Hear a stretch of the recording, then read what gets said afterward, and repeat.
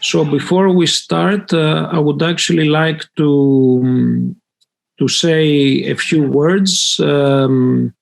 My name is Nicholas Panagiotou, and I am Associate Professor of School of Journalism and Mass Media Communication, Aristotle University in Greece, and also in head of DCNC Hub and DCN Global. Today's event is being organized as part of a series of webinars that we have launched on March 2020, and we are still continuing organizing that. The event is organized by the Digital Communication Network Global, DCN Africa, and World Learning, and it is part of a series of virtual events that we launched in the context of the COVID-19 crisis on March 2020. We aim actually to engage digital communities globally to promote accurate information and combat disinformation.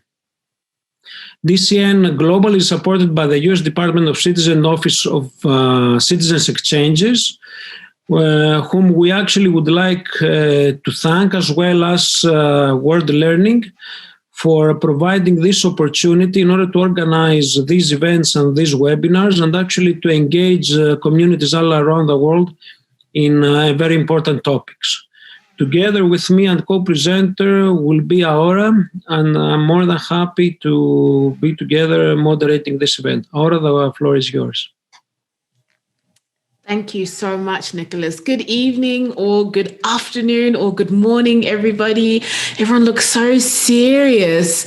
Like, I feel like, yes, it's a very serious topic, but like, I don't think it can stop you from smiling. So many beautiful people here this evening.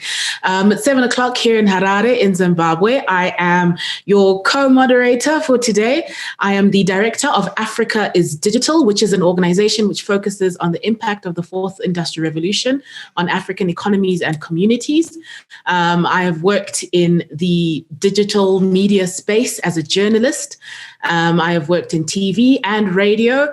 I also happen to be a school headmistress. So I have worked in many different spaces, and I'm really excited to be here today to explore digital literacy and its impact and what it means in the context of Africa and how it can transform the way we organize and access information, and how we progress, and how it can basically change the way we operate as a continent. So I'm really happy to be here, Nicholas. I'm absolutely honored to be part of this discussion with you. I'm also a member of DCN Africa. Thank you, Aura. And I would like to ask you to introduce our speakers. So we will start with Jan Leroux. Jan, the floor is yours. Can you introduce yourself, and then we will move on to the next speakers together with Aura. Thank you, Nicholas. My name is Jean Leroux. I'm a research associate with the Digital Forensic Research Lab. We're a part of the Atlantic Council, a think tank based in Washington, and our role and aim and purpose is to identify, analyze, and explain disinformation. We've partnered up in Sub-Saharan Africa with Code for Africa, which is a civic technology lab based in Cape Town, and that is also where I operate from most of the days. Thank you, Jan. And Dr. Sam Kamau. Yes, thank you. Greetings, everyone, from Nairobi. It's 8 p.m. My name is Sam Kamau. Based at the Aga Khan University Graduate School of Media and Communications here in Nairobi. I've been in charge of a program that has been doing active outreach in the region, mostly in Kenya, Uganda, Rwanda, and Malawi, around information, and actually basically training journalists and civil society, and occasionally some community engagement programs on around how people can, can more actively participate in decision making. And part of that was actually dealing with misinformation. And we had to do a couple of seminars and training for journalists and civil society leaders, and mostly those people in communication, on dealing with disinformation, how to identify, counter, and all that. And I'm excited to be part of this conversation tonight. Thank you. Thank you very much for your kind words. And then we will move on to Sheila Kawala. Hello, good evening, everyone from Uganda. My name is Prosi Kawala, and I'm the Director of Media Initiatives at Center for Media Literacy and Community Development. My passion is mainly in community media and media and information literacy, especially for young people and grassroots communities. We would like to see that they're able to use the media to advance their causes and also to actively participate in their own development. I'm also a member of the Media and Information Literacy Network that works in a number of countries, in Africa, in Asia, and in different areas. And I'm really glad to be part of this webinar this evening. Thank you very much. Thank you. And our next speaker is Joanna Sirwa.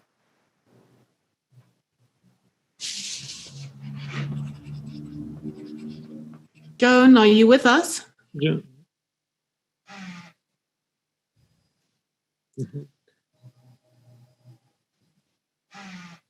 There is an issue probably, so we will, when Joanna will be with us, we will pass the floor to her, Aura. Can we then start? Aura, do you want to take the floor? Yes, absolutely. So for today, what we would like for each speaker is to first just give us, we've had a bit of background on what you're doing within the media space, sort of a very short introduction, but just in the context of this topic and of what we wish to discuss for today. I would like to sort of get straight into what does disinformation in Africa, what does that look like? What is its form? Who seems to be the victim of disinformation? And I think probably if you'll allow me to ask Dr. Sam Kamau, if you would be willing to take on sort of that first question, maybe delve a little bit more into the work that you're doing, and then address what does disinformation actually look like, maybe in the context of Kenya? All right, thank you very much. I always like when discussing disinformation, giving an example with my own father, who is 76 years.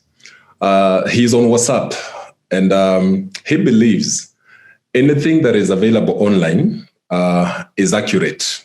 And for that reason, I'm always the victim of constant forwards from him when he's sharing, different sorts of information. I didn't think it was serious until one time I went to visit him, and I found he had prepared something like a concoction based on a recipe he has found online, and it involved grinding, putting together avocado seeds and a few other things. And he told me that this was good for the kidneys and all that. And that's when I discovered that the information he was consuming online also posed a potential harm to him. But looking at the Kenyan context, for example, and I know it's common across Africa, the greatest area where we deal with misinformation is around politics and political mobilization. And we are dealing with that a lot in Kenya. Of course, the intention is towards, of course, mobilizing people towards or against a particular cause, and especially when you are approaching elections. And I think this is a time we tend to see these manifest and, tends to heighten a lot around elections and around referendums. Like in Kenya, we are talking about a possible referendum in the coming days. And we started seeing deliberate, campaigns that have been developed by different people. So the conversation around disinformation, I would say, revolves around four important things. One, of course, is understanding the nature of misinformation, disinformation that basically is created around the deliberate creation of messages intended to, for whatever reason, where people will profit either economically or politically or for whatever nature. The second issue, of course, is trying to establish the motive, those people who create. The third one, which I think is of particular concern, is around the spread, the dissemination of that, because while we know that social media platforms that exist, Facebook, Twitter, and the rest have been used for that, I'm now concerned more about WhatsApp as a platform because it's easier and it's much more prevalent, like in our context where you see a good number of the people have access to WhatsApp, and therefore forwarding becomes much easier. And I think part of our focus and attention has to be around WhatsApp as a platform that is used to disseminate this. And then, of course, the last one, which is the subject of the conversation tonight, is around countering misinformation, and that is part of why we are talking about digital literacy. So, having said all that, I think it's looking at what are the potential dangers. I know everybody appreciates, but I've just given the illustration with my father, the potential for harm that it actually poses a risk. The other one, of course, is a threat to democracy and policy-making processes, in the fact that people are able to skew public opinion in a particular way, and therefore people could end up not understanding the issues or trying to push, perhaps manipulate public opinion towards achieving a particular thing. But my concern is the political polarization that comes as a result of misinformation, because that is what I have seen it being effectively used in Kenya to create political polarization, which could eventually, of course, create more distrust, create societal tensions, and of course poses a threat for what you'd call election-related violence. In Kenya, we are already talking about pre-election violence. We are 2 years away from the next elections, but on Sunday, 2 people died because of what you'd call election or referendum politics. And this is related to how information was being spread online, especially on Facebook and WhatsApp platforms. We saw that, as people were discussing what was happening, the attacks that were happening in a particular place, who was behind it and what was the intention. I think that danger, we see it, and that is why we insist in the information ecosystem. We want to talk about a well-functioning, free, pluralistic information ecosystem that allows people to participate actively. Finally, I always like saying the antidote for misinformation and disinformation is not curtailing the flow of information. In fact, I think we need more information. It is because the response has always been to try and restrict information.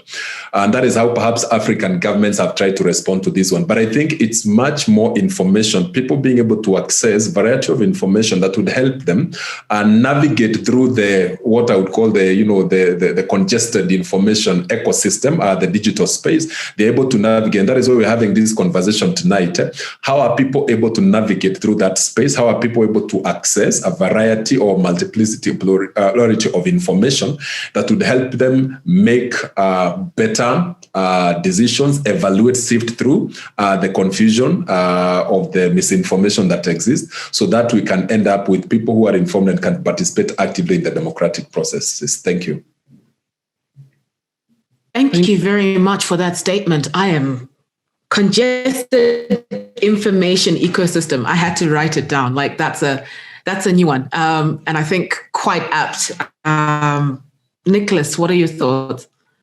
Yeah, I think that it was a very good opening statement that actually described the situation and have given us a lot of food for thought, but probably food for discussion to pass up to our next speakers as well. So shall we actually take Jean? What do you think?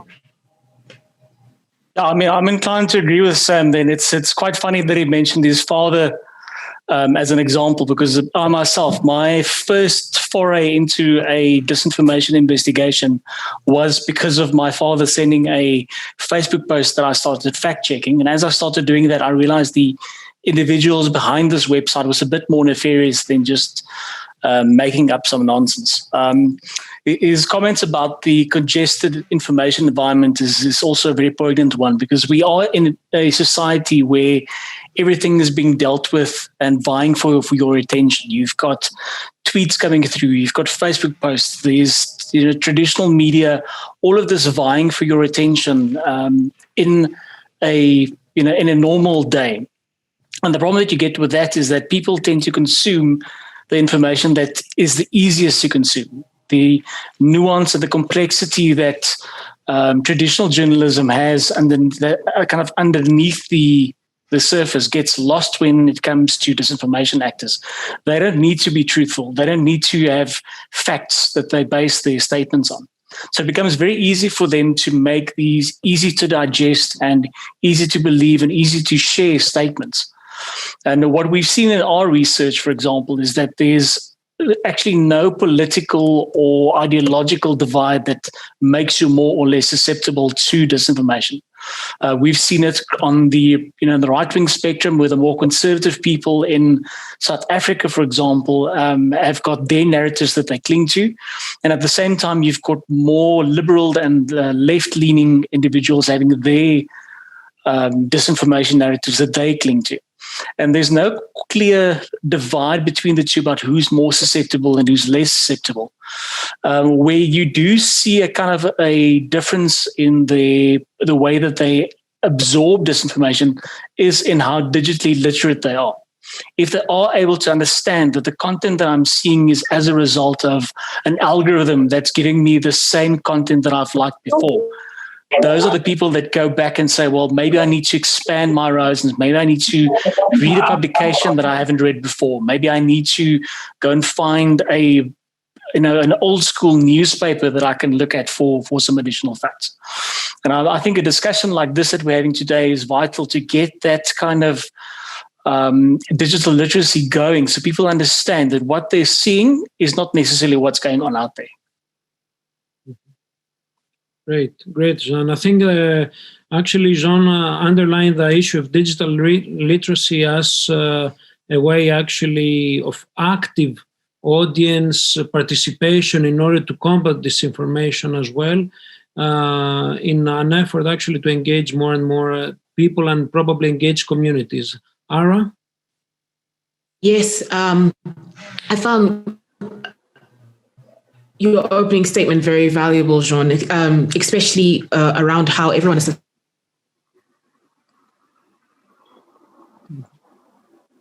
Ara, I think that there is an issue with Ara. To hear Prosi, how, especially in the context of the work that you have done, what are your thoughts on the general topic around digital literacy and disinformation? What have you seen in your line of work, and what can you contribute to the general discussion that's taking place? Thank you very much. I'll begin by my understanding of what I take to be disinformation, and it doesn't really differ from what everybody has mentioned, where information is knowingly shared to cause harm or to mislead. And we've seen this happen in our country, Uganda and elsewhere, that people are quick to put up information to cover up certain things, especially I'll talk about also the political situation. During campaigns, we've seen this happen, where politicians think they need to appeal to people, either to get the votes, to lie around on very innocent voters, young people, so that they can get their way through. But also this is, I would say this is one of the reasons that we engage, especially communities and young people, to be able to decipher most of this information that comes their way. It could be coming through the radio, it could be through a newspaper or TV or any other media platform that people interface with on everyday life. But then people need the skills. Young people and citizens need the skills to be able to tell or to actually fact check some of this information that comes their way. Because people who produce or who circulate this information actually appeal to emotions mostly.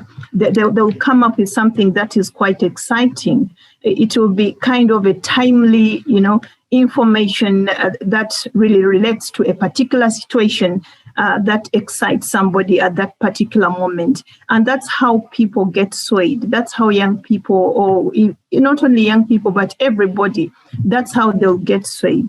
And it is very important that people learn to question, first of all, and also to check, not to just take things at surface level. And in my line of work specifically, we've worked with young people in communities who really help like these local communities to make sure that most of this information is fact checked, but the people also have like a chance to talk back, because most when you look critically at this information, most times you even have no channel to like talk back or to give your feedback. It's just some kind of information that is put there. You don't know the source, you don't know the motive, and those are the things that you have to ask yourself when you come across this kind of information. What is the source of this information? What is the motive? Who is the target? Mostly people have specific targets for this information. So if you're able to ask these questions when you see this kind of information or content, then at least you're getting to the level where you can try to counter that kind of information. And that is where media and information literacy comes in handy. And people need to know, first of all, media literacy, which is around, first of all, the device, but also this kind of information that now we are talking about that is flooding all our media spaces. Great. And thank you, Prosi. I think that all of you highlighted the role of digital and media literacy in terms of how it can contribute in combating disinformation, or mostly actually making the communities more active in our effort actually to fight disinformation. I would like also to ask you the next question, which is about how do you think that disinformation changes or differentiates in the case of Africa in comparison with what we have seen in other continents? Jean, shall we start with you now? Yes, definitely. I mean, we've had a chance to look at disinformation campaigns that target North America. The DFR lab itself started in 2016 after the US elections and the Russian meddling there. And what we've actually seen locally is that there's not that much difference between, if you drill down to the nuts and bolts of a disinformation campaign. As Prosi quite rightly pointed out earlier, there's always somebody being targeted, there's somebody doing the targeting, and they've got some kind of an agenda. And what usually that agenda is either politically motivated, it might be economically or financially motivated, or in some instances, it might just be for the sake of a joke, or for getting some online clout, or for something as simple as likes and retweets. So once you kind of established who's doing it, most of the disinformation campaigns follow the same kind of pattern. You've got somebody creating the content, and then you've got a way for them to distribute that content. What's interesting or at least in my personal experience from African and specifically South African disinformation campaigns, is the much larger role that something like WhatsApp plays on that, and in some cases even emails. We're kind of used to thinking when we say disinformation that it's Facebook, Twitter, Instagram, the big social media platforms. But in Africa, strangely enough, there's a lot more reliance on things like WhatsApp, where it's being spread within a much closer knit community, which also means that there's a lot more trust in the message coming through. If you get a WhatsApp message from a close friend of yours saying, "You won't believe what Bill Gates is putting in this new vaccine that they're sending around," you're much more inclined to believe that and then pass that along. If it's a Facebook post that you've seen posted by a stranger. Aura? Sorry, I hadn't realized I was still on mute. That's a very valid point that you've raised, especially in the context of WhatsApp.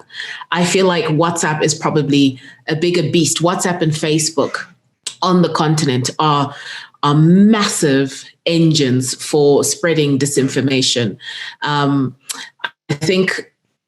I think definitely I feel like there is a slight difference between what it looks like in the global north as compared to the global south. I think that, social media generally is just used just as social media. It's only as of late that most African governments are starting to really take, their social media accounts very seriously.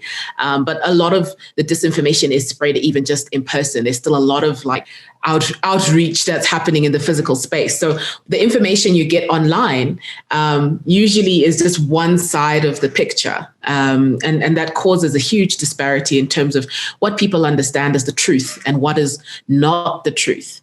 I think I would really love to hear from Dr. Sam about his perspective building on what Jean has said.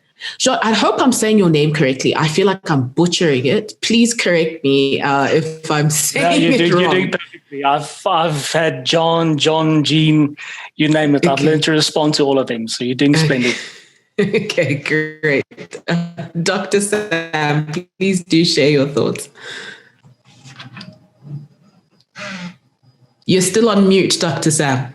Yes. Yeah, I was saying one of the things to appreciate is that while the nature of misinformation has similar characteristics, across the world, the impact of disinformation differs from society to society, depending on several factors like education levels, the democratic culture, trust in institutions, the role of money in political processes, then the socio and economic inequalities that exist.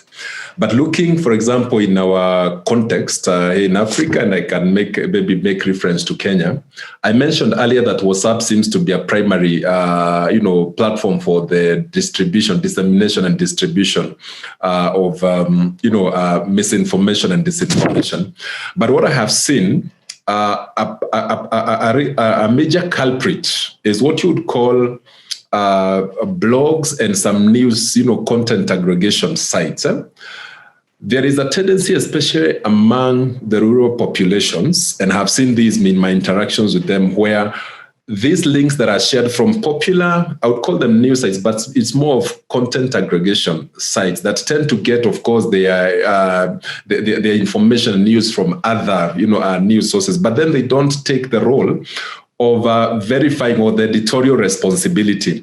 And what you see is that so much of this, because of, looking for all the, clicks and all that, they tend to have a way of disseminating their content. So these blogs and news sites and content aggregation sites, I've seen them as a major culprit.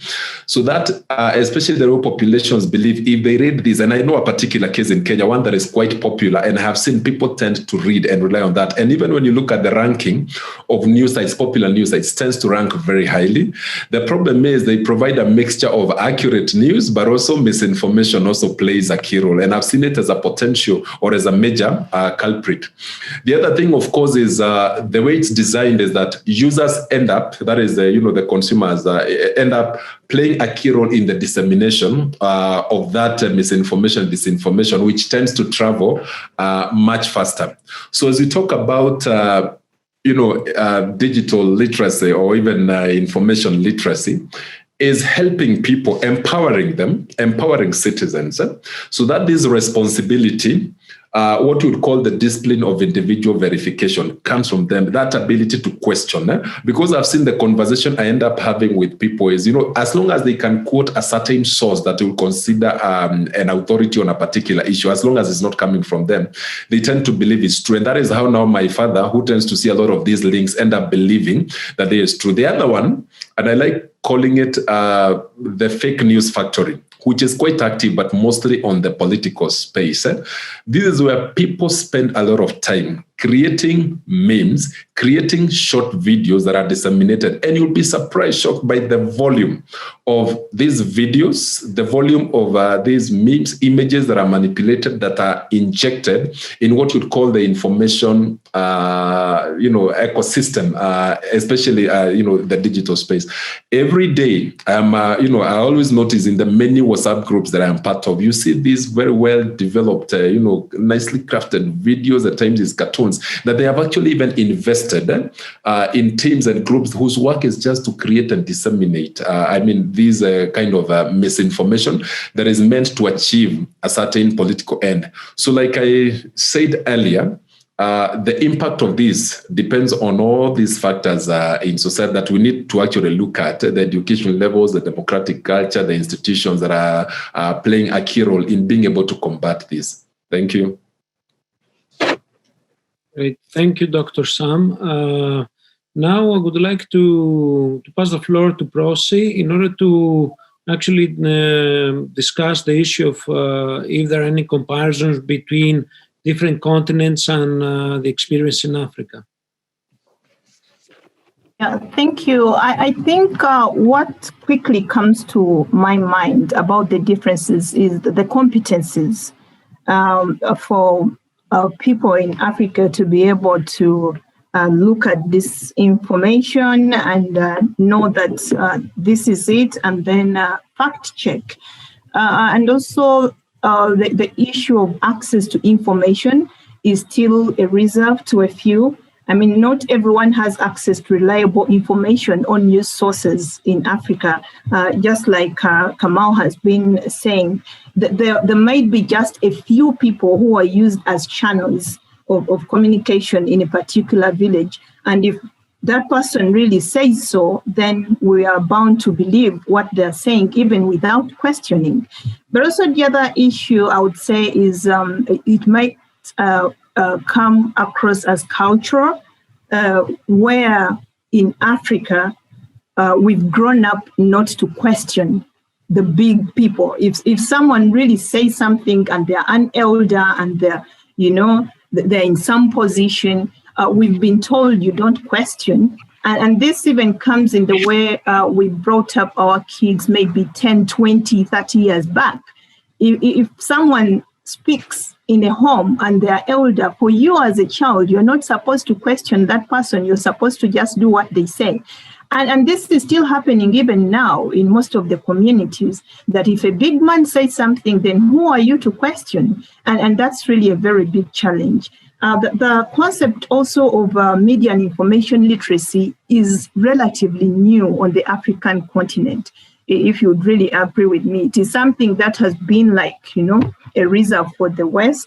And then in Africa, you never hear anybody talking about media and information literacy. Like 5-6 years ago, when we started the organization, the Center for Media Literacy and Community Development, we would move around talking about media and information literacy, and somebody will really ask you innocently what that is anyway, even to the media people themselves, because they thought, what are you coming to teach me about media and information? I'm already a media person, I know what I'm doing. But it's more than that. It's just more than you being a media practitioner or a journalist or somebody who interacts with media every day. It's deeper. And that's where the challenge is. So you realize that we really need more media and information literacy sessions for our young people, for all the citizens, for communities, to be able to understand that this is something that is just beyond mere access to information or just mere listening to news and taking it at the surface level, but you need really to dig deeper to be able to understand how issues move. Thank you, because actually this gives me the following, that it is, I'm really happy to hear that it is equal a top priority both in Africa and all across the world, because this is the case also in the European Union, and also this is the case in the United States and in the rest of the world. I would actually like to bring a question from our audience, and especially Mr. Zulu, that asks, is there any immediate solution to stop the spread of misinformation circulating on social media? He's asking because we have heard a lot of people who tend to blame journalists for social media information that it is disseminated. Who would like to respond to this question? And please let me ask the other one from Evangelos Zaras, that he argues that if we accept that people will always have agendas for one reason or another, how can we limit the spread of misinformation? Can you actually both, because both questions are linked in the issue of how can we stop misinformation. One, let's say, approach, it is media literacy, but the other approach or any other proposed approaches, what about fact-checking? Jean, Dr. Sam, or Prosi, who wants to take the floor first?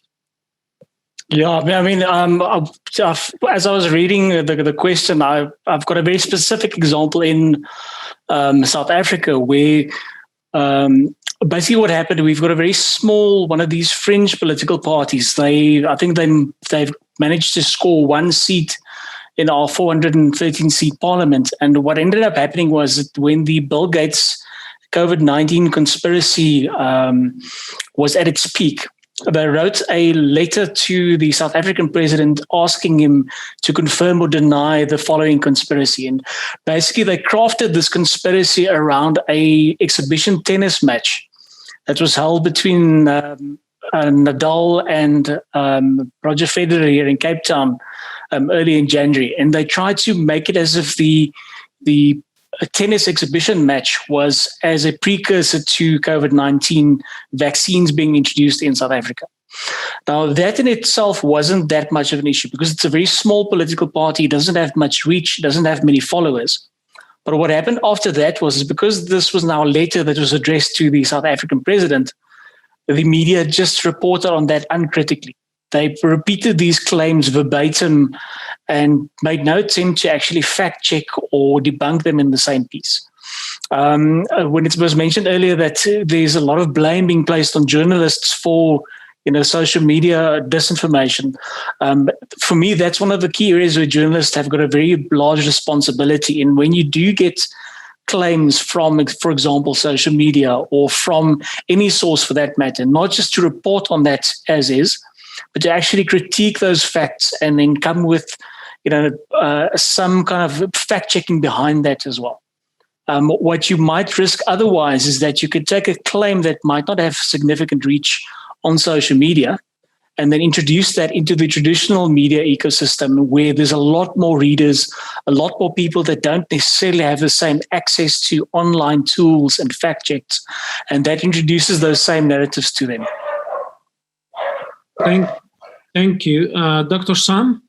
Yes. I was going to say, of course, one of the things we have to appreciate, unless we shut down the social media space, we cannot stop the spread of misinformation. There are people, what I call the fake news factory, will always remain active. There will be people creating and disseminating this information. However, there are certain things we can do. The first one has been mentioned, the issue of fact-checking. This has been quite helpful, by the way, in terms of dealing with some of the major issues. But one of the things we acknowledge is that fact-checking efforts are not able to keep up with the avalanche of misinformation that is released almost on a daily basis. The other one that I found quite significant, of course, is the role of the platforms themselves, Facebook and Twitter and the others, in terms of the partnership to be able to deal with this, because it's become a major issue. In terms of even if it is just flagging information that has been verified, or rather that has been identified, fact-checked, and of course said to be false, just making sure that that is flagged so that people have an awareness of that. Of course, the next one is around working with journalists around this, because again, you will discover in many societies, different contexts, media still plays a key role. When people are dealing with information they're unsure about, they still somehow go back to traditional media, they can say that, looking for pointers. And therefore, the role of journalism becomes even much more important. In addition to providing, news and all that, is actually helping people to verify the sources where people go to, trusted sources. And that is where we also have to look at the declining trust in journalism. But the last one, which is the subject of what we are discussing today, which is the real thing that would work, is what we are talking about: information and media literacy, digital literacy. But perhaps we even need to define what this means. Number one, of course, is helping people define and articulate what are their information needs, what kind of information do they need, for example, related to COVID-19. The second one is the ability to locate and access relevant information. When you need information, where do you go to? Where do you get the information that you need? And I think this is important in terms of helping people to know what will be the useful sources of information. The other one, of course, is the ability on the part of the citizens to be able to evaluate or assess information and to know in terms of, what are the alarm bells, what are the signs of what something that would be considered as questionable or inaccurate. And then the other thing, of course, is being able to organize and utilize that information information for their own good, whether they're also communicating or sharing. Like something we always, and it's a simple message in terms of telling people, just before you forward because something, looks nice, would you just take a moment, pause, think, reflect. Is it true? Because there's always that temptation to forward. And of course, most important is around the digital space. Because when you talk about digital literacy, is also the ability to navigate within these platforms because there is so much information that is available there and empowering citizens. That is what I was saying. It is empowering. It has to be focused on what we are calling the discipline of individual verification, that responsibility shifts the person. Now, finally, I know governments across Africa have tried, and it's not just Africa, it's around the world. But if you look at some of the legislation that has been proposed to deal with this, it actually goes now into issues that affect, freedom of speech, freedom of information, and all that. At times, it's quite extensive. You see, it's like governments are almost taking advantage. That is why I say the antidote for misinformation is not less information. It's not the absence of information. We actually just need to ensure that people have access to more information that would help them be able to make or participate in what you'd call the democratic space and in the truth-seeking processes. Thank you. Ahora, do you want to take the floor? You'll forgive me, I missed a chunk of when I lost connection, so I'm still catching up. So I would like you to steer this for a little bit. Okay, thank you. I fully understand. Percy, can you actually respond to that question as well? And I would like to ask everyone to mute your microphone. I don't know. There is quite feedback, but I hope that all right, it's now off. So I think most of it, I would say my colleagues have really mentioned, but I would just like to add about fact checking, which I think is a reserve for a few, especially like for me who works with grassroots communities. It's very hard that the grassroots communities will actually use the fact-checking tools because of the issue of, say, access to the internet and stuff like that.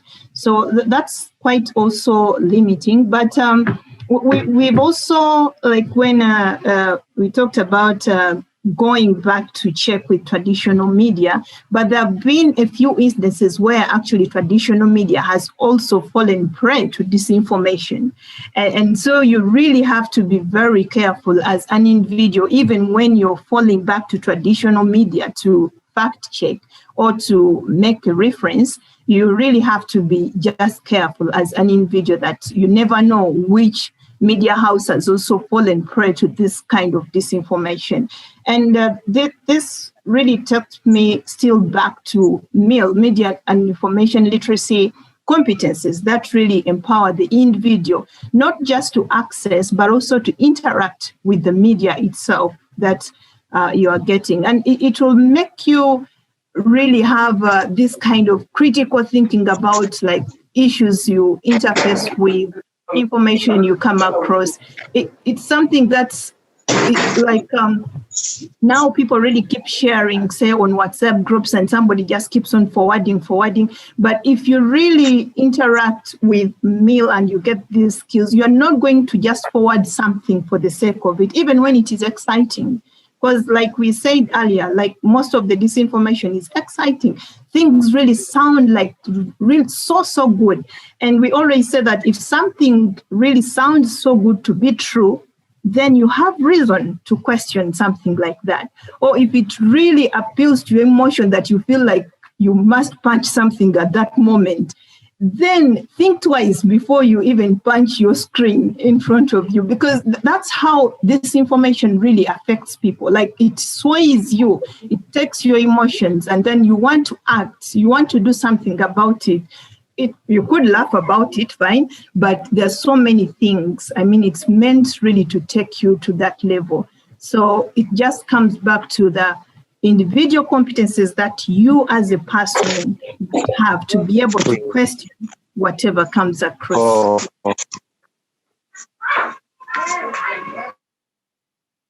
Okay, I had muted everyone because There were noises in the background. I would like to now to take the questions that have been posted in the chat room. And Ahmed Abba actually makes a note that fake news has has created actually a lot of chaos in Nigeria. I think that this is something that we have seen it all across the globe as well, and it's very important that you bring this kind of common experience, joint experience. Naima Ber asks, how important is digital literacy knowledge, especially after 2020? So the question probably it has links and referrals with COVID-19. And because there are a lot of questions, I would just like to bring them all, and most of them actually. So Gaspard actually asks, is there any way to counter messages promoting radicalization through social media? They are destroying people in Burundi. And the last question that I will take is, from the chat group, and we will continue later on, is from Clayton Moyo, that asks, are the tech companies that provide platforms for promulgation of misinformation taking enough responsibility for this? Can they effectively limit misinformation without limiting freedom of expression? I think that's a core issue as well in the rest of the world. I would like to start with Dr. Sam now, with Dr. Sam, and then move on. Aura, also please take the floor as well. Thank you. Thank you very much. I think one of the things we appreciate, and I'm focusing on that question around, COVID-19, or rather talking about this in the current scenario. I think all of us appreciate from around March, as the pandemic continued spreading around the world, there was so much information that was spreading around, basically in terms of fake, different keywords and ways of navigating through that process. And one of the things we understand is that people are so hungry. People are so hungry for information, especially around something that not so much was known, about the disease. And because of that, we saw the potential danger where you have a public that is quite hungry, and that helps us understand the important role of information in society. But also now the danger of misinformation also flooding what I am calling the information ecosystem. Because what we saw is that the information people are getting would determine whether they would practice engage in what you call safe behavior that would help them in terms of also the keywords that they were following, because there were cases where people maybe would end up experimenting with what you would have considered dangerous, potions or concoctions that they were being asked to develop.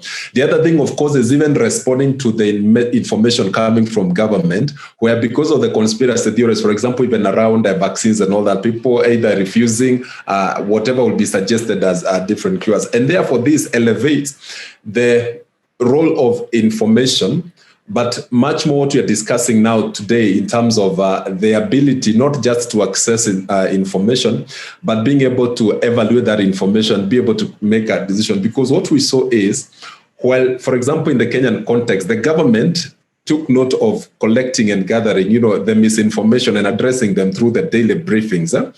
We also saw some fact-checking organizations, and I can maybe here mention Africa Check, for example. They were also collecting common or popular misinformation. I also checked the WHO website. They were looking at popular myths, popular conspiracy theories, listing them, but also now providing the accurate information. And this needed to be a continuous process.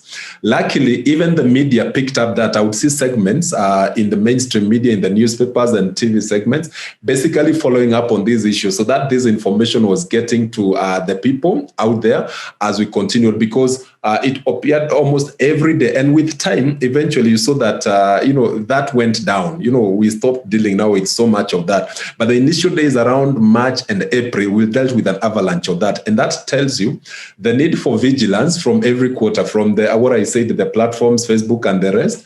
Government did its role. Media did their part. There are other organizations like WHO and a few other organizations were quite active in this. They're also training of journalists on specifically this so that they would focus on these things to ensure that people are not being exposed to inaccurate information. And where that happened, there were ways of being able to counter that.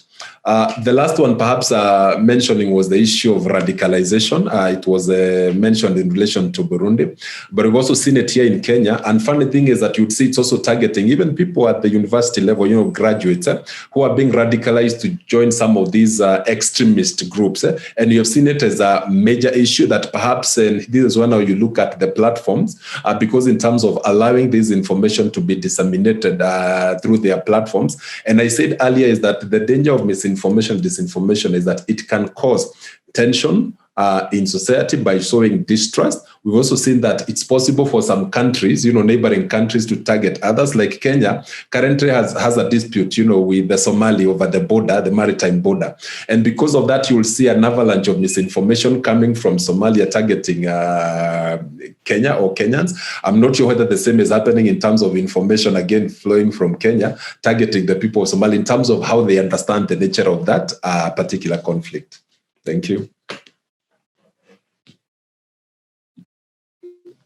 Thank you very much, Dr. Sam.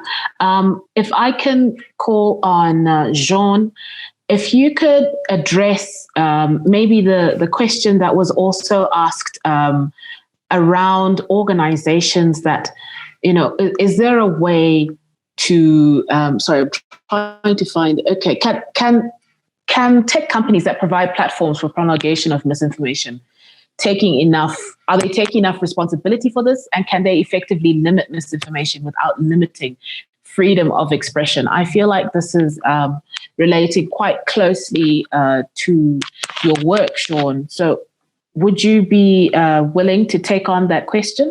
Definitely.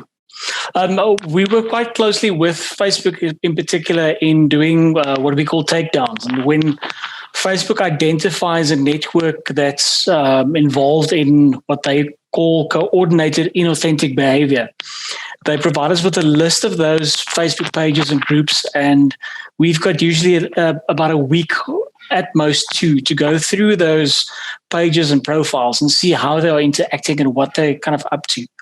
And what they end up doing at the end of that takedown is they remove all of those groups and the profiles and the pages associated with that.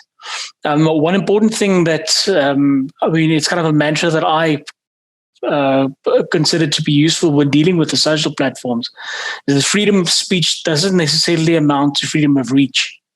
So when Facebook and Twitter and a lot of these platforms, what they tend to do is the moment that they pick up that there's some coordinated, inauthentic amplification of a specific narrative or a hashtag, they tend to limit the reach of that. Twitter, for example, has got something where they would shadow ban a user. The user is not to ban him or herself, but their account doesn't reflect on any search results. Any hashtags that they might have started don't show up in trending lists. So the platforms themselves have got very good tools internally to identify when there's something inauthentic going on, and at the same time as well take action against it in a way that doesn't necessarily impact on somebody's freedom of speech. If they were to, from the get-go, focus on content specifically and ban people on the basis of content, that would be for me a major concern. But what they are doing at this stage is just focusing on the actual behavior.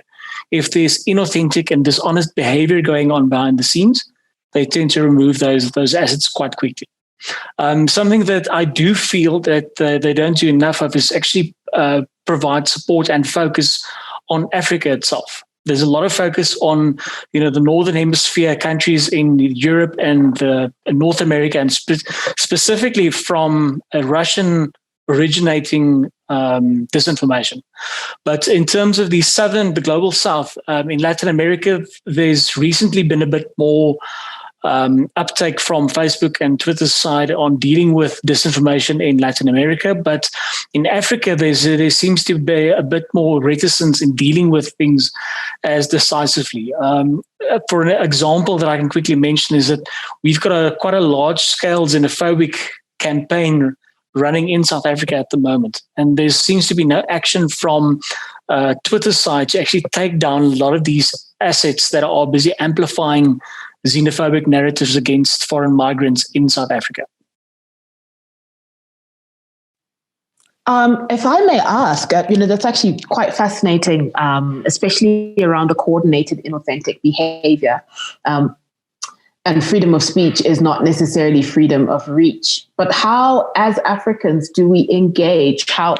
What is it that needs to be done in order to get these organizations, which have such huge impact on our continent, to step in and to actually do a lot more? I have seen a little bit more done, especially in the context of Zimbabwe, especially shadow blocking, shadow banning. Shadow banning. Right. I think that happened to a number of politicians and a couple of influencers online who were spreading misinformation. But what needs to be done in order for us to share the same benefits? Is it because, their government is not necessarily here in Africa? Like what needs to happen in order to engage them? Yeah, I mean, this is a fight that I've personally had with the big tech companies from 2018. Back then, I was doing disinformation research, looking at fake news websites and the way that Google and its AdSense platform are actually monetizing and incentivizing people to set up these fake news websites, get traffic to their sites. And I had an absolute field day getting a hold of somebody from Google to actually just take a look at these sites and decide whether this is the kind of platform that they want to be monetizing. It went all the way that I actually ended up naming one of the big, leadership roles in for Google South Africa in my piece by name. After I couldn't reach him after 3 weeks of, sending emails, trying phone calls, contacting their PR agency. And the eventual response that I got was just him phoning up and asking me to remove his name from the piece. He had no intention of actually responding to the content and the fact that their platforms are being used to monetize and incentivize disinformation. And I think it's a similar case with the big tech platforms. I mean, Africa is not something that crops up on their radar. It's not as newsworthy or as sexy as a Russian and US Cold War happening on digital fronts. And you don't want to reach a point where something happens that prompts them to take action. We've seen something like that happen in Myanmar, where Facebook was one of the large platforms used to mobilize people against the Rohingya Muslims. And only once that happened did Facebook start taking action, that they start taking down these Facebook pages. And the unfortunate consequence is now Facebook is quite keen on taking action when disinformation campaigns originate in Myanmar, but that wasn't the case when it was most needed, unfortunately. Yeah, and if I could chip in on that, and I want to give a case that happened in Kenya in 2017. When we had our last general elections. There was a time when we were doing this training just before elections around misinformation, disinformation. What we were doing is we were targeting journalists mostly, and of course holding public forums on the issue. But one of the things we realized as we were doing that training was that Google was being used to basically make sure that if you type the name of any candidate or anything to do with the Kenyan election, you'd actually get negative information about a particular candidate and you'd get positive information about a particular candidate. But the negative information was more around, the disinformation and all that.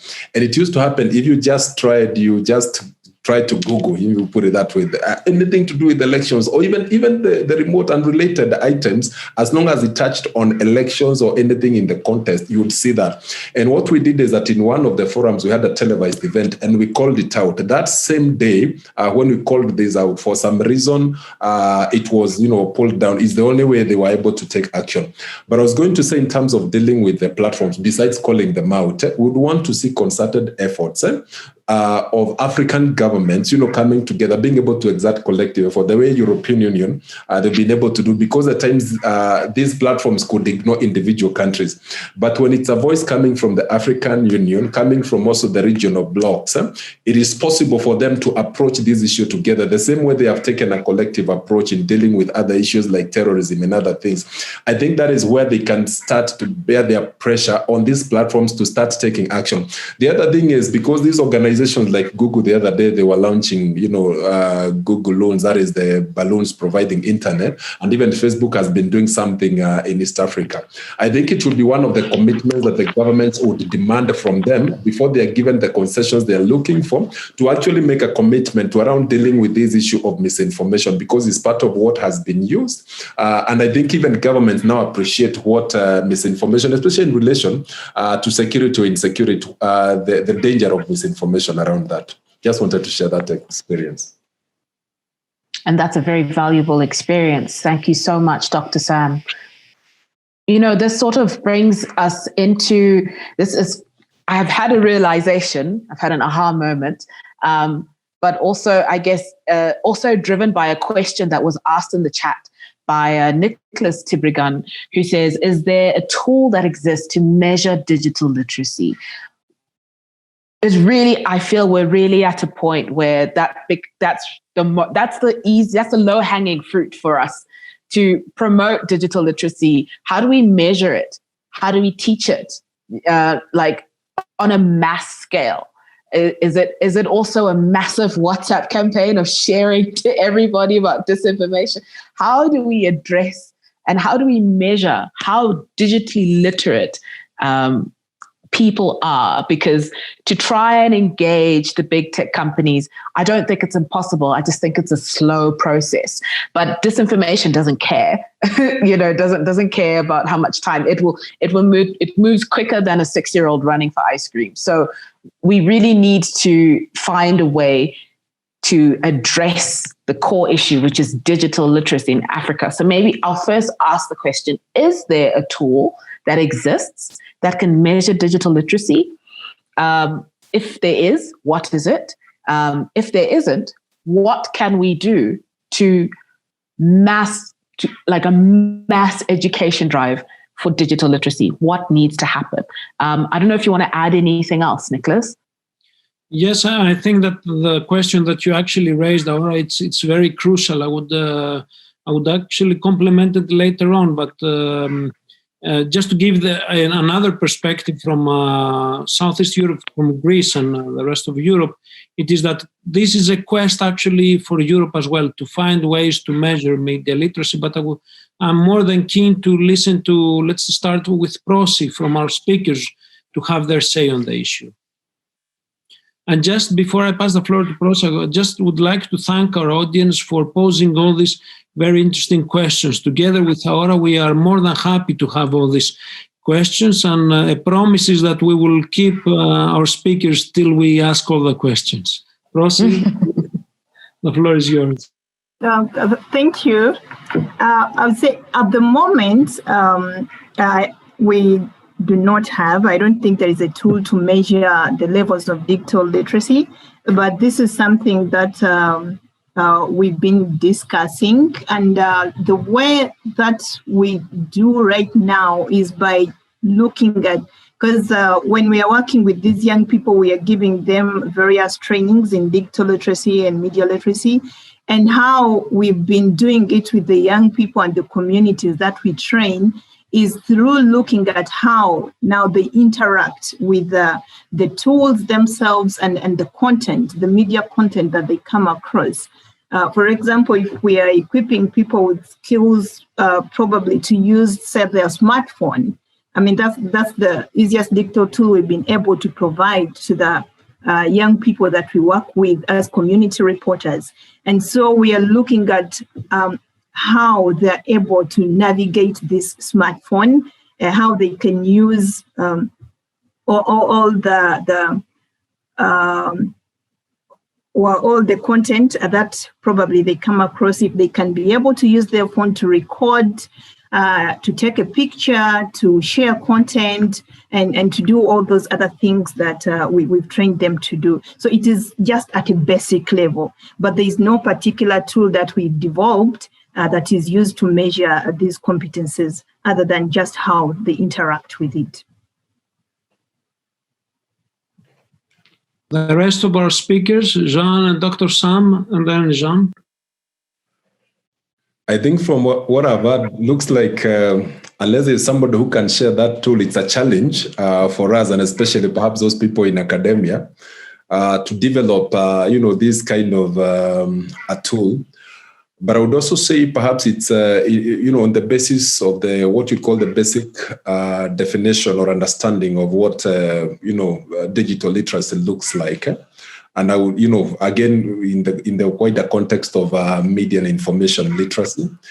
And perhaps if it is a survey or a questionnaire, or something that can be developed that, when you want to deal with people and perhaps to gauge, is something around, of course, access to information and, of course, the tools. The other one, of course, is around comprehension of the information, again, in the digital space. But the most significant one is around evaluation, what you're calling the critical evaluation of information. I think that perhaps would be the most significant one. But of course, also the ability to use information, especially when you're dealing, information that is available on the digital platforms. And finally, is also creation and engagement. I think mostly for young people. And you have seen, of course, for the younger generations, people are much more comfortable in navigating, the digital space, even for young children. And I think there are some of the things that we want to be, we'll be keen on. And especially given now the current situation whereby, with COVID-19 and the change now, we have found that we are much more now competent in navigating the digital spaces. Just today, I've spent the whole day, conducting some interviews online, which was unheard of, 2 or 3 years ago. That is interviews for admission, and it flowed seamlessly. And therefore, if I think about now some of the things we are talking about these tools, so we look at questions around access, comprehension, evaluation, use, and of course, creation and engagement. Then perhaps now going forward, we can think about developing these as a tool that can be used, perhaps broken down a little bit more, can be used to gauge now, measure the levels of information and media literacy, and of course, digital literacy as we are talking about it. Yeah, I don't think I haven't got too much to add on to what the previous speakers have said. They've covered all the bases quite thoroughly. One thing that I would like to point out, though, is that there is a difference between traditional media literacy and digital media literacy. There's, just earlier this year, I did an article on a satire website in the United States where people mistook the satire for legitimate news. And there was a huge outcry because this was a website that was advertising protesters for the Black Lives Matters protests. So they were actually saying, listen, come in, we'll pay you $500. These are our packages. If you buy the deluxe package, we'll throw in a burning dumpster. It was very clearly satire, but people believed it. And especially people of a specific ideological perspective, they took that satire as the truth and they amplified it as a truthful website. Another thing that sets a traditional media literacy apart from the digital media literacy is the way that trending topics can influence people's perceptions of something. When you buy a newspaper, there's no tags on the newspaper that tells you which of those stories are trending and which ones are kind of in the popular limelight. Whereas on social media, you've got that. You are being presented on your news feed with topics and posts that are more trending. You see trending hashtag lists on something like Twitter, for example. And we've got very real researched evidence of that. Entities who game those algorithms to get topics on a specific narrative to trend. What happens is that by the early morning when most of the regular users log on, they see that, for example, a xenophobic hashtag is trending. And they never question why it's trending. They just assume something must have happened to cause that to trend. So that's something else that's in the digital space, users do need to be made aware of. Thank you so much for that contribution. I'm seeing that there's a link in the chat for those who want to go in there. There's a link shared by Nicholas around not necessarily a tool that measures digital literacy, but that can sort of contribute towards finding out what that looks like. So obviously I haven't had a chance to have a look at that link yet, but I would encourage everyone to take a look. Maybe there's some solutions waiting for us there. Nicholas, would you like to add anything onto what the speakers have said so far? Yes, you're right. And thank you very much, Aura. I mean, your comments were, very valuable and give me some food for thought. Especially the link that's shared actually highlights that this discussion is active and lively in Europe as well. So regarding how to measure media literacy, and it's a kind of report and a kind of proposal of what might be some indicators about media literacy. And saying that, I would like to actually link two questions. The first one, a question and a comment. The first question comes from Prodromos Paraskevaides, obviously a Greek name, as you can understand. Yes, sir. Which is the role of the International Fact-Checking Network in Africa, and which are the fact-checking teams or organizations which the fact-checking network supports in Africa? I would like to link this question with a comment from Clayton that says that actually brings the discussion about the divide of global South and the Western world. What do you think? Do you think that I would actually like to comment on Clayton, that Clayton have in mind, because I'm working a lot in disinformation as well, that in West, the issue is mainly through social media platforms. In Africa and in the rest of the world, in other regions of the world, I see that the issue is through message applications like WhatsApp, etc. group. Am I right or not? Who would like actually to comment on that, and also on the issue about International Fact-Checking Organization? Thank you. Would any of the speakers like to take that? I can maybe kick off with an example that I've seen where WhatsApp and Facebook and these platforms kind of are used in conjunction with each other to push specific narratives. I mentioned earlier in the discussion the xenophobic narratives that we've seen that's aimed at foreign migrants in South Africa. I've joined quite a number of their WhatsApp groups just to keep an eye on what they're saying and what the kind of undercurrent is. And then in addition to that, I've joined a lot of their Facebook groups, and I'm following quite a number of them on Twitter as well. And something that I've noticed that they do is they tend to craft a narrative in WhatsApp that gets fed through the same users in that WhatsApp group to Facebook and then to Twitter as well. And then from there, strange enough, it gets picked up by junk news websites. And as Sam mentioned earlier, some of these sites that tend to aggregate content from elsewhere. And one of these that I've picked up is, it seems to be a news website that's linked to Opera, the browser. And what's happened, it gets pulled into this Opera news website. And what they do is they quote and cite tweets verbatim. And what then happens is that back in the Facebook groups, this article that's posted on the Opera News website that's initially sourced from a tweet by one of the users in the WhatsApp group gets pulled through and posted in the group to say, look, what we've been saying is true and correct. So it becomes this kind of feedback loop where a discussion or a narrative is started in the WhatsApp group. It gets pulled through onto the big social media platforms. It gets aggregated by either junk news websites or fake news websites, or in some really hairy cases by traditional news, traditional media websites. And then from there, it gets pulled back into the group and then used as a justification for the initial narrative that was circulated. I mean, how much of this could be coordinated is quite difficult to say, because the users do seem to genuinely believe the content that they are spreading. And that's one of the biggest challenges that we've got as disinformation researchers, is attributing a narrative or attributing a campaign to specific individuals and entities. It's quite easy to see what's going on. It's easy to analyze the behavior. But to actually take it a step further and to assign that behavior to a specific entity or a political party or an ideological faction, that's a lot harder. And maybe I could say something related to that.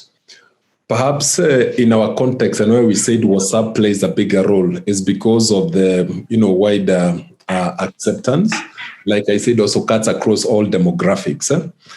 And therefore, it's a much more effective platform for dissemination of, misinformation. One of the phenomena we are dealing with here in Kenya, which is very interesting, is, every day, especially at night, the newspapers, the leading, newspapers tend to distribute, I assume this happens across all, tend to distribute the first page, the headlines through WhatsApp. So now some people have developed, and this is now a part of the fake news factory, where people develop now fake headlines. It's part of what we deal with.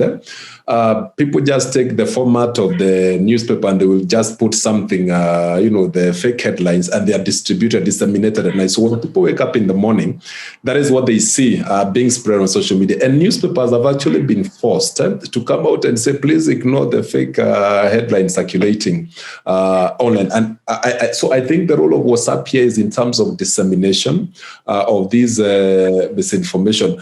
Perhaps the most common form of, misleading information is in the form of screenshots. It could be screenshots of tweets, Facebook posts, or even newspapers or online news articles, because when somebody takes a screenshot and spreads, that is what I see almost on a daily basis in the different groups that I am part of. And WhatsApp now plays that role.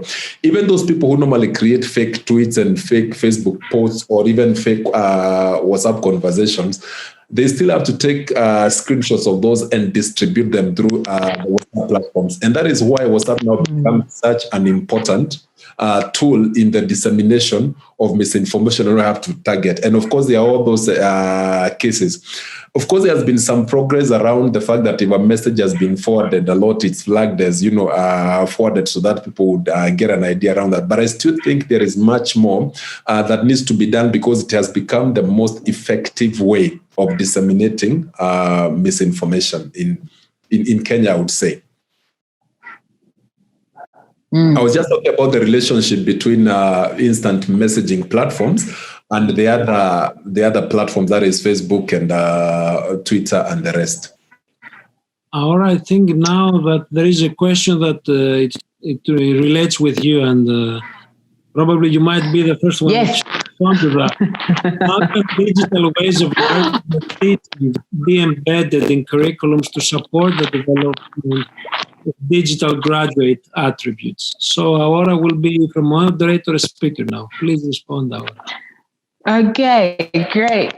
Before I respond, I realized that the second question wasn't answered in terms of what organizations are doing fact-checking in Africa. There is Africa Check. I think there's also Zim Fact Check. Those are the two that I know of, but there are quite a few. If you do just do a search, most of these organizations are online or on social media, so it might help to do a search. But Africa Check is a very good one. And then to answer the question around what can be done to integrate digital media into PESA Check, sorry, someone had just added, there's another one in West Africa. So what can be done in terms of education? This definitely is my sphere. And it's something that we're actively doing on different levels. So I'll talk first from sort of the younger sort of generation. And I want to categorically say that we can no longer separate digital, like digital media or digital literacy from life. It's become a part of life. my students, for example, will know how to log into Zoom, choose the correct meeting, type in their password, change their backgrounds, mute, unmute, take screenshots.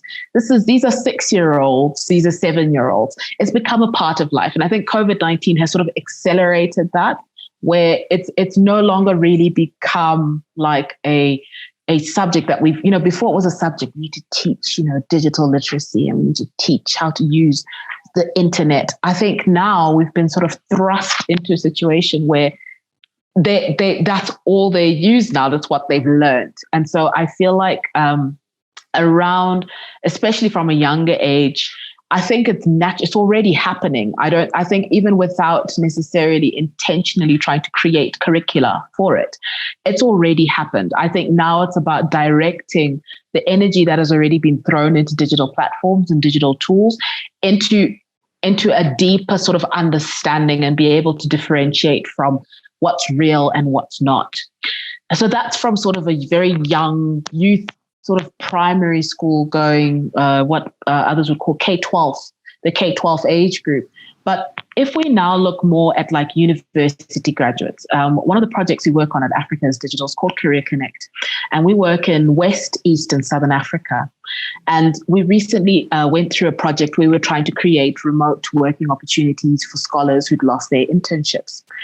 And in this process, we obviously now had to force interns to do their internships remotely. And this was very revealing in terms of, this is probably like some of the best universities in Africa, like Ashesi University in Ghana. And these are the most top tier graduates you would ever, very, very professional, sponsored by MasterCard Foundation, fantastic graduates. But when it came to understanding the digital space and just how to communicate and how to receive information, I think that's where we really need to focus a lot of energy. I think what digital literacy, I think, needs to be really focused on the information that's being sent in the digital space. So it's about helping graduates understand information, understand how to take it and how to share it. And it was a very revealing process in that. I think there definitely does need to be a more conscious effort from universities and from schools to help people understand the digital space. I want to try and run away from the word digital literacy, especially in the context of young people. I think a lot of them are literate, but I don't think they necessarily know the power of the tool that they have, and the impact that a simple message can have within the spheres of influence. So I do agree with the statement, because there was a statement attached to that question around digital literacy is now the fourth type of literacy. I believe you're quite right in that regard. The focus in the curriculum really needs to be less about the tools and more about the ethics of using the digital space. I think, definitely the tools are easy to learn. I mean, that's one thing that's brought us all together. Everyone knows how to use WhatsApp. Everyone knows how to send a message on Facebook or how to post a status. It doesn't matter how old or how young you are, but it's about understanding the power of that tool and what it is that you can do and how much damage you can cause or how much good you can sort of put into the ether. So I think if we are to focus on curricula, it definitely has to be less on the tool and more on the ethics around digital literacy.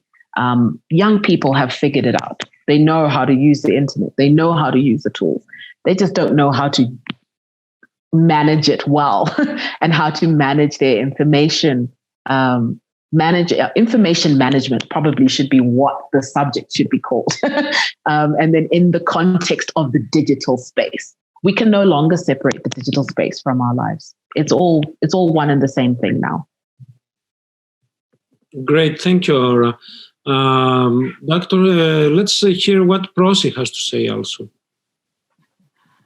All right. Thank you. I think I want to agree with Aura about what she said about introducing digital literacy in schools. This is one of the things that we are trying to advocate for, to introduce media literacy. We are calling it media literacy in schools, but of course, media literacy has a big chunk of digital literacy in it. Because for you to be able to dissect information and content, it means you have a digital tool. And it's better to know how to navigate the tool, but also the content, as you say. And this is one of the things we want to push for, so that we have media literacy clubs that we've already started with one of our sister organizations also who is doing media literacy. We think that if young people begin to understand how to interface with content at a very, very young age, then it's one way of building citizens who are really critical enough to counter disinformation as it comes.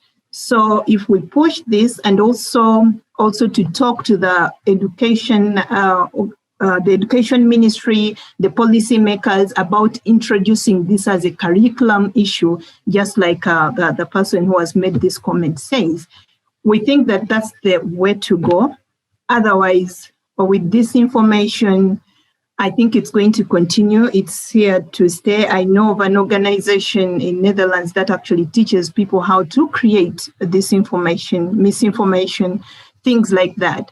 And the argument is that you must know how to create it in order to fight it. But it also has its own dangers. What if everybody now learns how to create misinformation? Then what happens? It's going to be all over, because we think you must know to create it in order to fight it. It also goes back to the person who asked that is digital literacy still important after 2020? I think this is just automatic, that it's still very important that everybody knows how to interact with these tools and knows how to interact with the content and fact check it, and even do all sorts of things with this kind of content, so that you don't just take things at the surface level. The other thing that I wanted to share that we do with the children in schools, especially while dealing with adverts, is to teach young people to create what we call counter ads. It gives them a sense of critical thinking. When you look at, for example, an advert, and you're telling a young person to look at it critically, and then understand it, but also create something that counters that same ad according to their own understanding as a child. In that way, then somebody learns how to evaluate this kind of media, to bring out something else, to look at the other side of the coin. So it's very important that we begin digital literacy sessions and media literacy sessions in schools, and as early as maybe 6 years old, students need to learn how to interface with these tools and content. Thank you, Pros. I will, because we are actually near to the end, which is actually not the end, because we have saved a very interesting last part regarding DCN Africa. And Michael, I would like to quickly wrap up, and now I would need your help in that.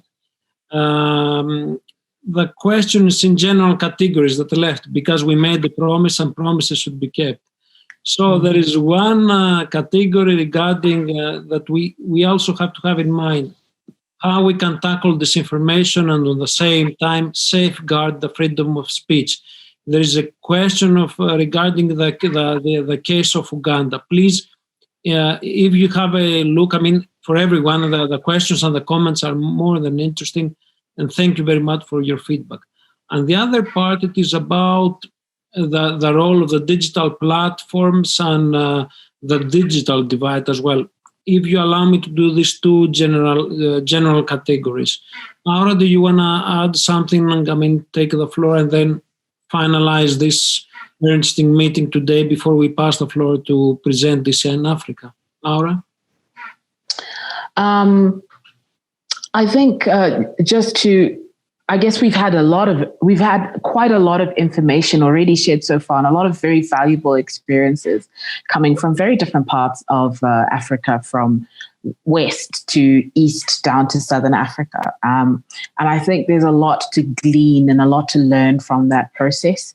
I think there's a lot of really thought-provoking ideas around how to battle disinformation, what digital literacy means, and also how to move forward or try to at least map a way forward. I think this, if anything, this conversation has revealed that we're not going to come up with an answer today or any sort of concrete solution, but I think it is definitely a good step towards that process. And I think it's going to, we've got such little time left. I really wish we had another hour, to be honest. But I'm sure most people's bandwidth wishes that we don't have another hour. So I think I'm gonna end my contribution there for the interest of time, and so that Michael as well. A really small comment. As you can understand, Jean, Dr. Sam, and Bruce as well, Aura have booked you for another webinar. So look at your calendars in order to let us know when you will be free in order to continue this very interesting discussion. But let us have actually your final words, as Aura have said before, actually presenting DCN Africa, which is very important, and we will have actually a small discussion on that. Shall we start from who? Dr. Sam, let's start from you. I think as we discuss all these, concepts, the most important thing, if you ask me, as we are talking, and I've seen somebody actually allude to that rethinking digital literacy, and somebody has said young people know how to use the tools and all that. But I think the most important thing across all generations, across all demographics, is just teaching people to question information, just to think, pause, ask your question, even if it is for young children, telling them not everything you see or hear is accurate. So just questioning. That is the one thing that we have to teach to everybody. The same thing we teach to journalists around the importance of verification.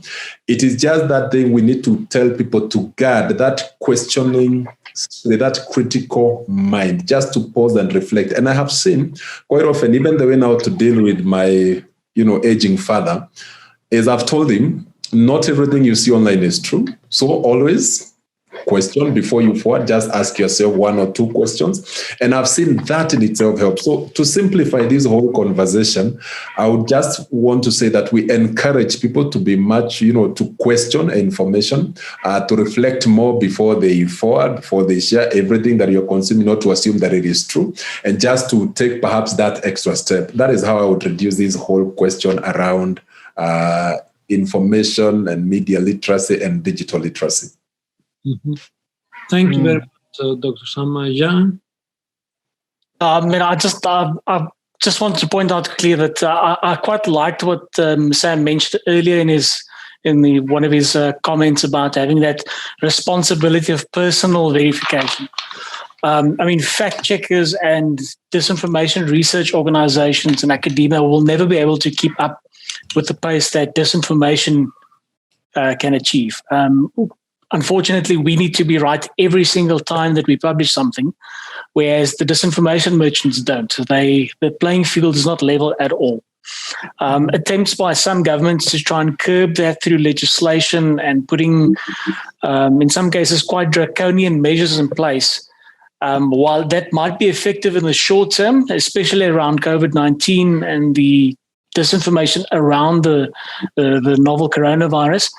In most cases, that is being abused, and it leaves the door open for abuse by governments that try and use that to curb freedom of speech beyond what the COVID-19 situation might require. So it's a very difficult kind of way to navigate. Something that this year in particular has also taught us is the way that people report on and consume journalism when it comes to science. If you look back throughout the year, the way that different research studies and the way that these research studies were presented were sometimes taken out of context and then even used as vectors for disinformation itself, was something that was quite prevalent for us, where we would see a credible study by a credible organization being conducted, but then bits and pieces of that taken out and used for disinformation purposes. And that all ties back into being able to understand what you're consuming, being able to have a healthy dose of skepticism about what you're consuming, and then to thinking twice or even thrice before you click that share or retweet button. Thank you. Prosi?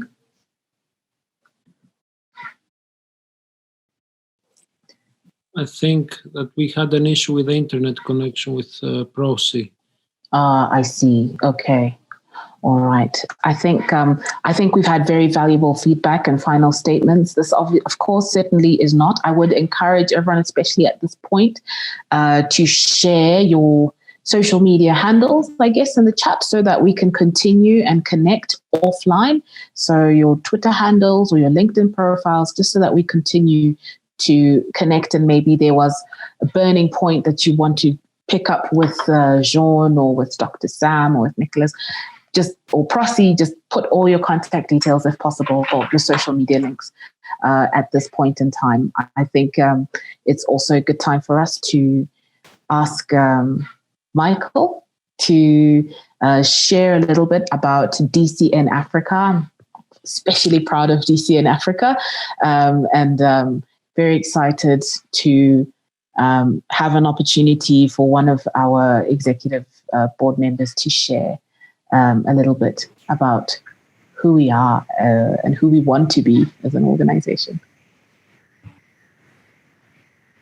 Well, good evening. It's after 8 p.m. in Zambia right now.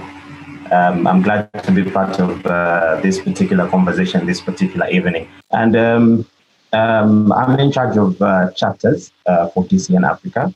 And I'll just start by thanking everyone that has participated this particular evening, especially.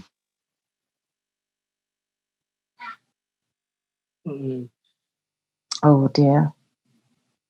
I think that we lost Michael. Let me share the presentation that he has forwarded to us. Can I actually, just in order for everyone to have an idea about DCN Afrika. Aura, do you want to take it over since you're an active member as well? And I might have to switch off my camera because I'm working off my phone, so this font is looking a little bit small. So I don't want to stick my nose in everybody's faces. But I think before I go through the background, I always feel like it's really important to share the vision, because the vision sort of guides everything around where we're going. And the vision is to be the biggest and most effective multidisciplinary organization of African digital communication professionals. And so with that in mind, DCN Afrika came about following a US State Department funded investigative journalism exchange program of participants from Uganda, Zambia, Malawi, Zimbabwe, and the Kingdom of Eswatini, Lesotho, South Africa, and Washington. And they all came to Washington, D.C. in March 2018. And during the program, participants discussed possibilities of collaborating on projects and of establishing a network of African digital communication professionals. So the idea was cemented in November of 2018, and during the Business of Truth Forum in Johannesburg in South Africa, which is the first event that brought DCN Afrika together, a board was appointed to oversee the establishment of an African-wide network of digital communication professionals. So it started initially with a group of journalists, but the aim is to include as many communicators, media technologists, researchers, entrepreneurs in communication information, and dare I add, influencers as well. And it's premised on the understanding that the information space globally is highly contested, with purveyors of disinformation using technology to distort the truth. So on the continent, we aim to rethink the way we do our work by using digital tools. So again, reiterating what we've already discussed in today's conversation about understanding the digital tools and how to produce and disseminate credible information for the good of the citizens. So we believe that with informed citizens, we're able to participate in issues of governance, and we're better placed to hold those in power to account. So we really have a very sort of strong vision for what we want to do. And so far we have 14 countries. I think it may have jumped up to 16 now, but I think it's 14 countries. Sorry, Aura. Yes? Aura, sorry. Hi, welcome back. God. Okay, please continue. So I've finished being Michael. No, you're doing a great job. I just wanted to put the number of countries. We're now at 17, actually. Ooh, fantastic. Please do carry on. Absolutely. Yeah. So we have 17 countries that, we do have as members. Obviously, initially we had only 7 from the participants of the initial program in 2018. Our efforts are to increase our digital footprint for Digital Communications Network Africa and to reach as many parts of Africa as we can.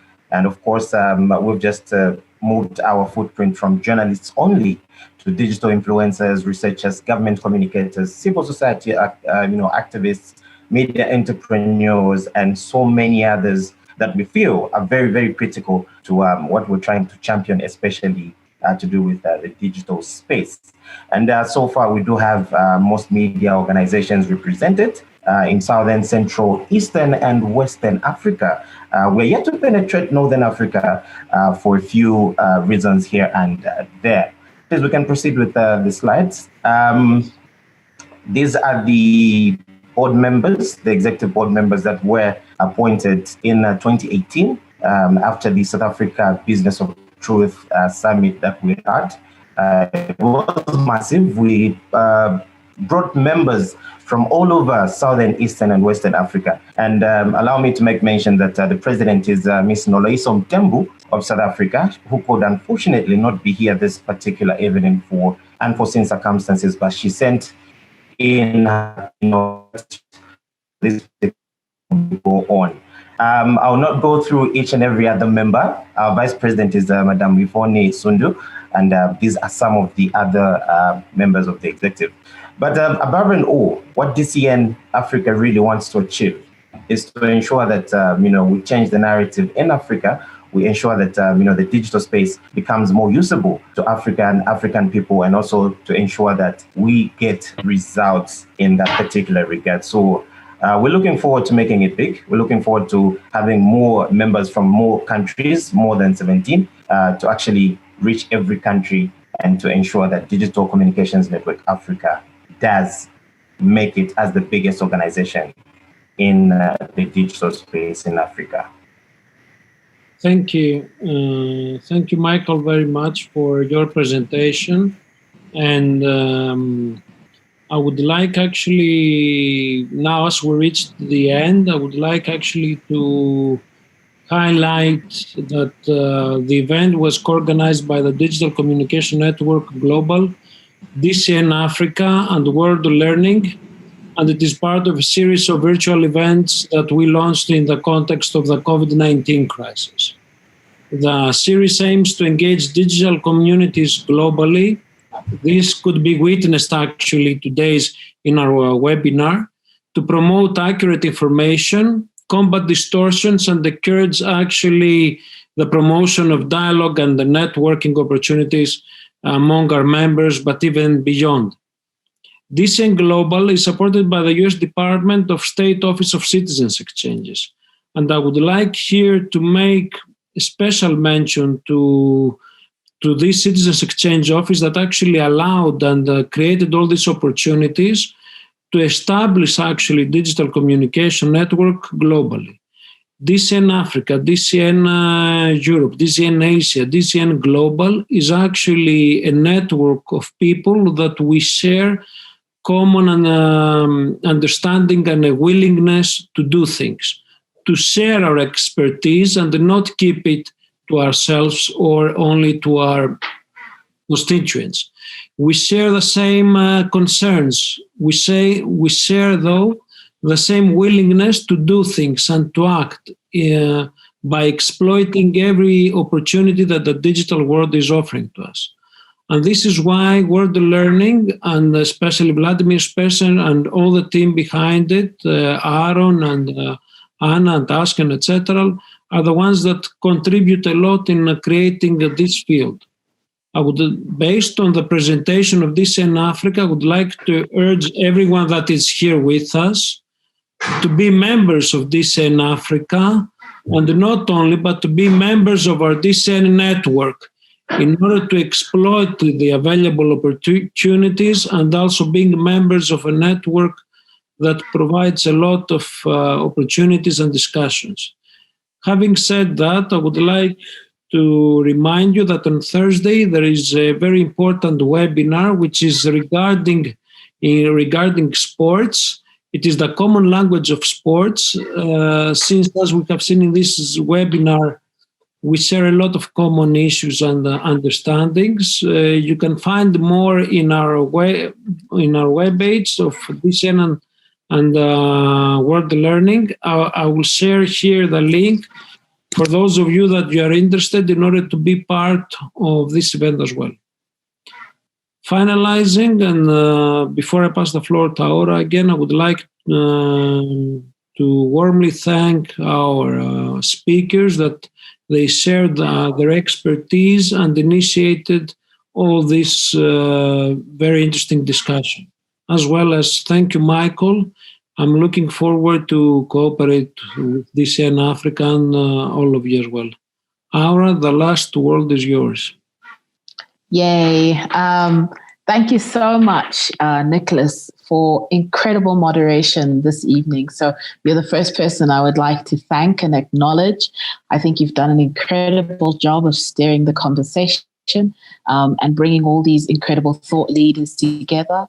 Thank you so much to all our speakers who came out this evening and who took the time to answer everybody's questions. And you shared so much of your experience that this is honestly a goldmine. I feel sad for anyone who didn't make it to the webinar. But yes, this was live streaming on Facebook. So when the live stream is over, the video will still be available. So if you know someone who really should have been a part of this, please feel free to share that link. Just go to the DCN Facebook page and you should be able to share that link with anyone who may need to know that DCN Global and DCN and all its chapters and countries exist. Thank you so much to our participants. There would be no webinar without you. So thank you so much for joining us and for registering. Please do follow up with all the speakers and please do engage with all the DCN platforms. I know links have been shared in the chat. Please, it's important that we stay connected. There's always room to learn from each other and to collaborate. And thank you very much to the whole team and to all the countries represented here. I have so many ways to say thank you.